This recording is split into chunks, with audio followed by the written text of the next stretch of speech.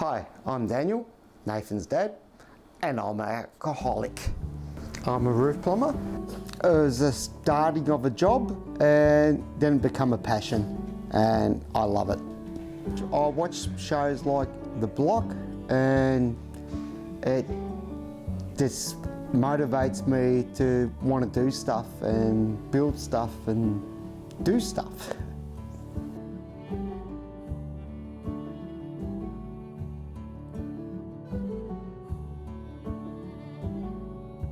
I play darts.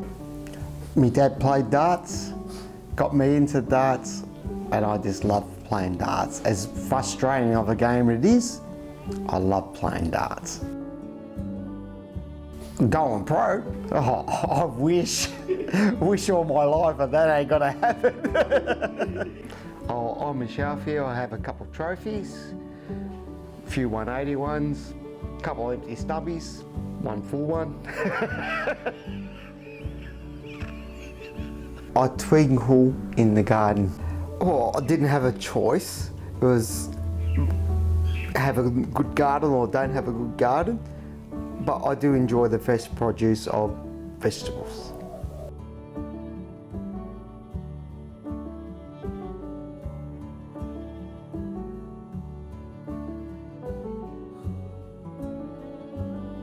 Store-bought, I feel that they've been in the freezer for 6 months and taste like cardboard, where fresh ones are fresh and taste like the actual vegetable that you're eating.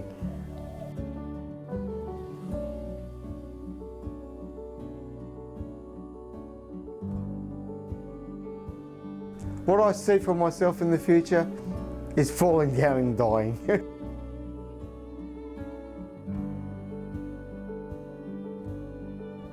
For my video portrait project, I interviewed my dad, Daniel Buttigieg. The interview focused on primarily who my dad is and what he does, a pretty simple kind of premise. The most successful aspect of my work would have to be the lighthearted and comedic nature of the video. My dad wasn't afraid to make self-depreciating dad jokes about his alcoholism and how old he is and how tired he is, which I feel imbued the video with a sort of charm that I haven't seen in the other videos yet, but I hope it makes mine, and by extension, he stand out a lot more. As mentioned in the blurb, the most problematic aspect of my work was that my dad is a man of few words. This resulted in roughly 30-second responses, becoming 15-second responses. During post-production, I had to call my dad back into the room and keep recording lines, but my dad was so tech illiterate that he just didn't understand any lingo. If the video sounds a bit jarring in some areas of when dad speaks, it's because of that. During planning, I often came back to Michael Rabiger's conducting and shooting interviews, as I found it had many great points to share on the process and kind of protocols that I should follow before I should commence with my project. Specifically, the types of situations category, where he suggests that in their home, workplace, or a friend's home, the interviewee is more at ease and will likely give more intimate responses, which is a major reason why I chose my dad in the first place. My dad is a very modest man who was very nervous up until the filming day, as he even shaved. He was very hard to pry open, but with the presence of my mother, his friends, and of course the pets you'll see running around in the videos, he went from all clammed up to all of us planning ideas on funny things we can include. This includes the dad gulping down a long can of beer and a whole jug of alcoholism in general, as well as the final bit in the documentary where he dies while walking down the street. Yeah, so it was really nice that this pre-planned interview became something more of a bonding exercise for me and my dad. It was very precious, and like seeing my dad being a creative director, it made me smile.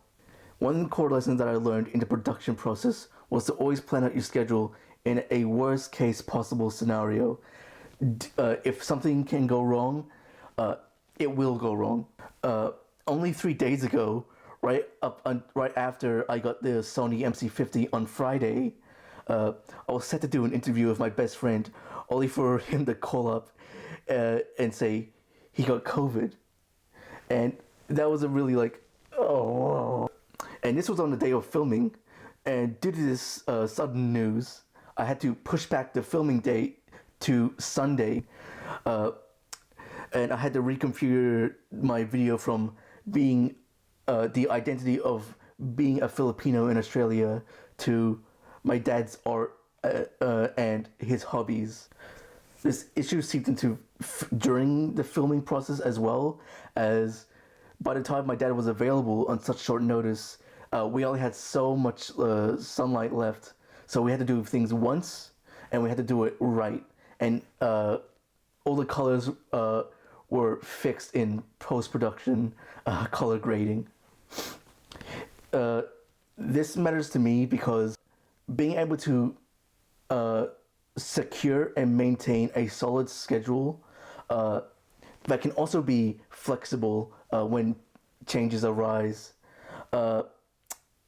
is such an invaluable skill for this chaotic industry where there's so many pieces of the puzzle that must go together. Of course, something's going to go wrong, and it's a skill that a lot of super professional studios and even independent studios will look for in someone they're hiring.